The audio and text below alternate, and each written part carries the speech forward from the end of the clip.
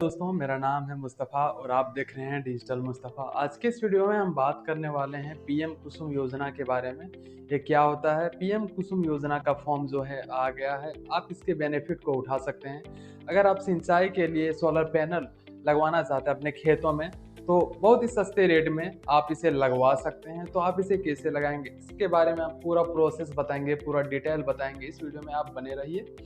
अगर आप इसके माध्यम से सोलर पैनल को अपने खेतों में लगाएंगे तो आपको सरकार 60% तक सब्सिडी प्रदान करती है, जिनके तहत बहुत ही सस्ते रेट में आप अपने सिंचाई जगह पर सोलर पैनल को लगवा सकते हैं। तो सबसे पहले हम बात करेंगे कि पीएम कुसुम योजना क्या होता है। उसके बाद हम आपको बताएंगे कि इसका ऑनलाइन रजिस्ट्रेशन कैसे करना है। तो वीडियो में बने रहिए और पूरा फुल प्रोसेस आपको बताएंगे कि किस प्रकार से इस योजना का लाभ उठाना है। तो चलिए शुरू करते हैं। तो सबसे पहले हम बात करेंगे कि पीएम कुसुम योजना क्या होता है। पीएम कुसुम योजना एक प्रकार का योजना है जो 2019 से भारत सरकार ने शुरू किया है। इसके तहत किसानों को बहुत ही कम पैसे में सोलर पैनल को मुहैया कराया जाता है और 60% सब्सिडी सरकार के द्वारा किसानों को प्राप्त होती है। और जो बचे हुए 40% होते हैं, 40% पैसे में 30% के लिए ऋण सुविधा उपलब्ध है। बचे हुए 10% पैसा सिर्फ किसानों को देना होता है।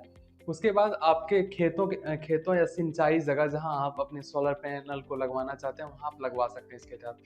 तो दूसरी बात अगर हम करेंगे कि इसका उद्देश्य क्या है, पीएम कुसुम योजना का उद्देश्य क्या है, इसकी जरूरत सरकार को क्यों पड़ी, तो सबसे पहले अगर हम बात करेंगे कि पीएम कुसुम योजना लाने का मुख्य उद्देश्य है किसानों को सिंचाई की लागत को कम करना। किसानों की सिंचाई में बहुत लागत होती थी, जिससे किसान को बहुत खर्च उठाना पड़ता था। पीएम कुसुम योजना के जरिए सोलर पैनल से सिंचाई की व्यवस्था कर दी जाती है, जिससे उनकी खर्च बहुत कम हो जाती है, जिससे किसानों को मुनाफा होता है। दूसरा चीज ये है कि 2030 तक भारत में 40% नवीनीकरणीय ऊर्जा को उत्पन्न करना है, जिनके तहत सरकार अपना लगातार काम कर रही है और लगातार सौर ऊर्जा को बढ़ावा दे रही है, ताकि 2030 तक लगभग 40% सौर ऊर्जा की तरफ शिफ्ट हो जाए। अगर हम बात करें पीएम कुसुम योजना के बेनिफिट्स की, अगर आप पीएम कुसुम योजना के अंतर्गत से सोलर पैनल को अपने सिंचाई के प्लेस में लगवाते हैं तो सरकार इसके लिए लगभग 60% तक सब्सिडी मुहैया कराती है और लागत का 40% में से 30% आपको ऋण मुहैया कराती है और बचे हुए 10% अमाउंट ही आपको पे करना होगा, जिनके बाद आपको सोलर पैनल की सुविधा उपलब्ध कराई जाएगी इस योजना के बाद। तो इस योजना के लिए आपको क्या क्या से डॉक्यूमेंट की ज़रूरत होगी? आपको एक साधारण सी आधार कार्ड का ज़रूरत होगा और ज़मीन की दस्तावेज़ की ज़रूरत होगी। उसके बाद आप अपने ऑनलाइन फॉर्म को फिलअप कर सकते हैं। ऑनलाइन फॉर्म को फिलअप करने के लिए ले चलते हैं आपको कंप्यूटर के स्क्रीन पर। तो चलिए शुरू करते हैं। पीएम कुसुम योजना के फॉर्म को फिलअप करने के लिए आपको किसी भी ब्राउजर को ओपन कर लेना है। ब्राउजर को ओपन करने के बाद आपको यहाँ पर टाइप करना है pmkusum.jharkhand.gov.in।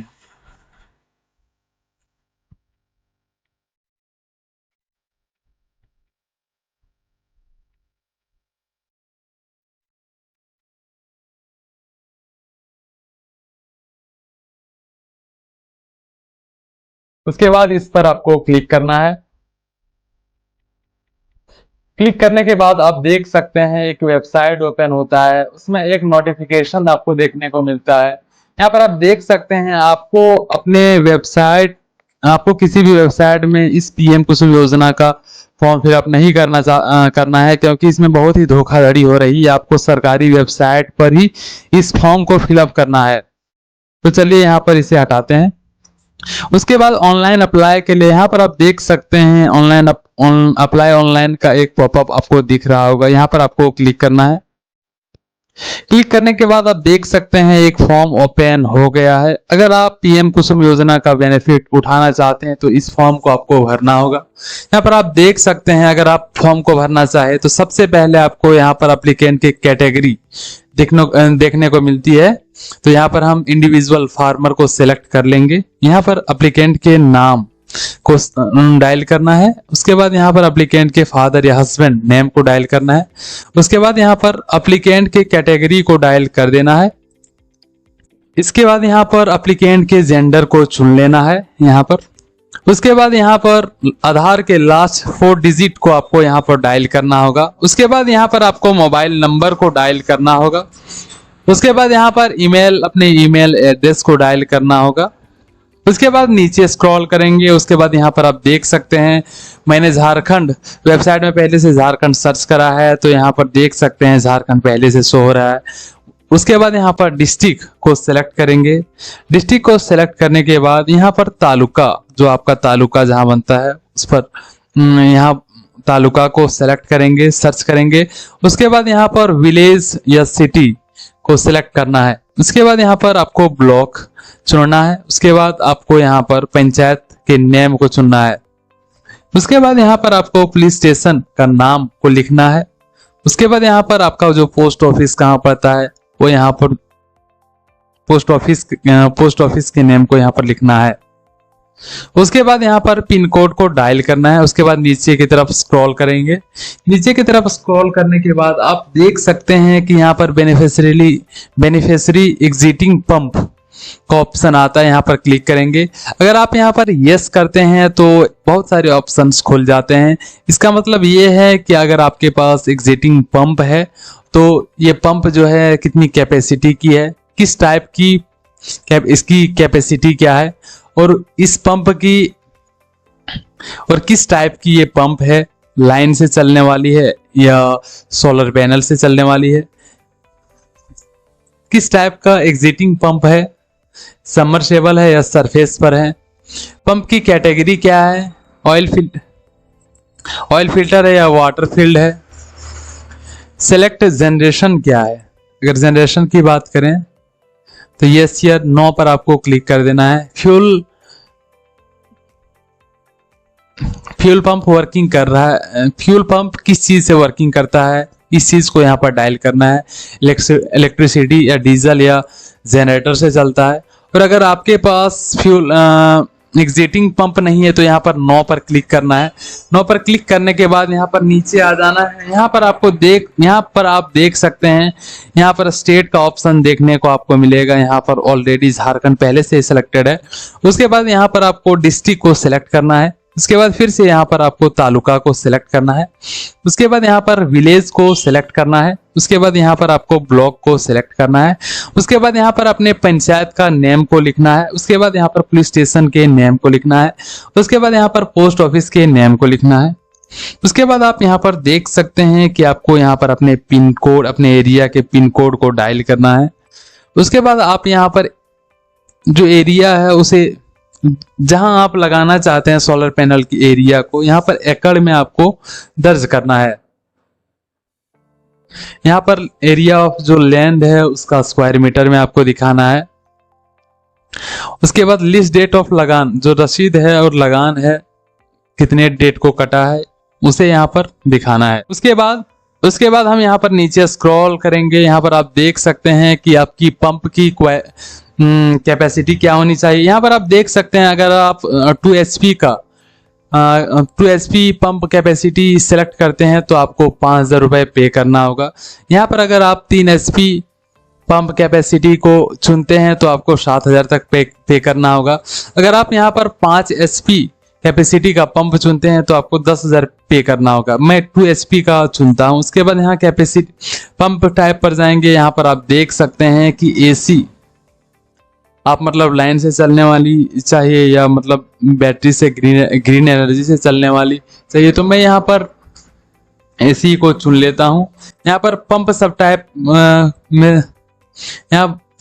टाइप में सेलेक्ट करेंगे। उसके बाद यहाँ पर देख सकते हैं कि आपको क्या चाहिए, सरफेस पर चाहिए या सबमर्सिबल चाहिए, तो मुझे सबमर्सिबल चाहिए, यहाँ पर क्लिक करेंगे। उसके बाद कंट्रोल टैब पर यहाँ पर क्लिक करेंगे। यहाँ मुझे नॉर्मल चाहिए तो नॉर्मल पर क्लिक करेंगे। उसके बाद यहाँ पर आप देख सकते हैं यहाँ पर पंप की कैटेगरी क्या होनी चाहिए, तो यहाँ मैं वाटर फील्ड चुन लेता हूँ। उसके बाद आप देख सकते हैं कि पंप की कैपेसिटी जो आपको अमाउंट पे करना होगा 2 HP पंप के लिए वो 5,000 है। उसके बाद यहाँ पर हम नीचे की ओर स्क्रॉल करेंगे। नीचे की ओर स्क्रॉल करने पर आप देख सकते हैं कि क्रॉप का जो लास्ट ईयर आपने अपने जमीन पर क्रॉप उगाया था वो क्या था, खरीफ था या रबी था या ज़ैद फसल थी। उसके बाद जो आपने प्रीवियस ईयर में क्रॉप उगाया था वो कितनी बार उगाया था, यहाँ क्रॉप काउंट लास्ट ईयर यहाँ पर आपको टाइप करना होगा। उसके बाद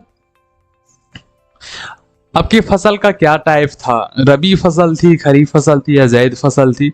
उसके बाद यहाँ पर आपको डायल करना होगा कि आपने कितने बार क्रॉप उगाया उस जमीन पर जहां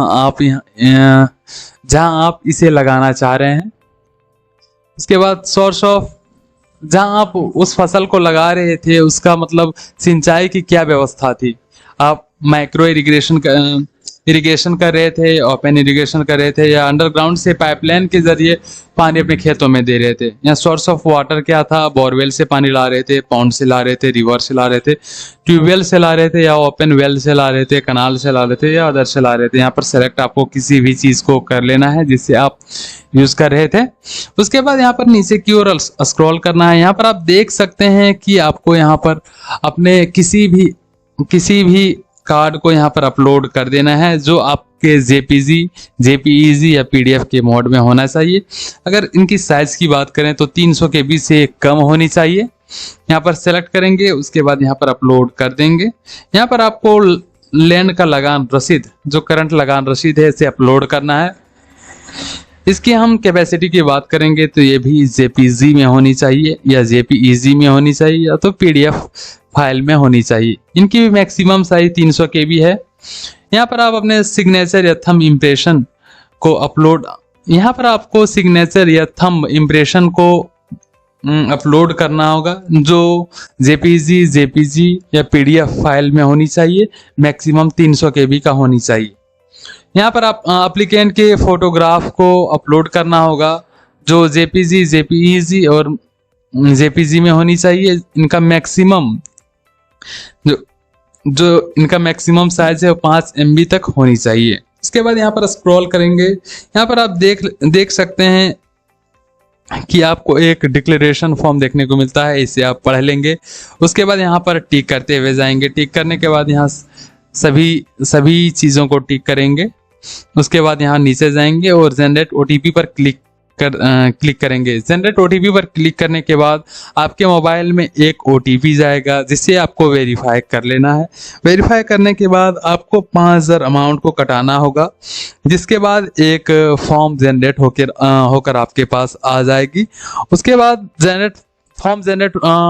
फॉर्म को पूरा भर दिया है तो आप यहाँ पर देख सकते हैं कि एक ट्रैक एप्लीकेशन का पॉपअप देखने को मिलता है। यहाँ पर आप क्लिक करेंगे और अपने एप्लीकेशन को ट्रैक कर सकेंगे। यहाँ से आप अब देख सकते हैं कि आप अपने एप्लीकेशन का स्टेटस को देख सकते हैं। तो मिलते हैं नेक्स्ट वीडियो में, और अभी तक आपने हमारे चैनल को सब्सक्राइब नहीं किया है तो जल्दी से जल्दी कर दें ताकि इस तरह का इंफॉर्मेटिव वीडियो मैं आपके लिए लाता रहूं। तो मिलते हैं अगले वीडियो में, तब तक के लिए थैंक यू। जय हिंद।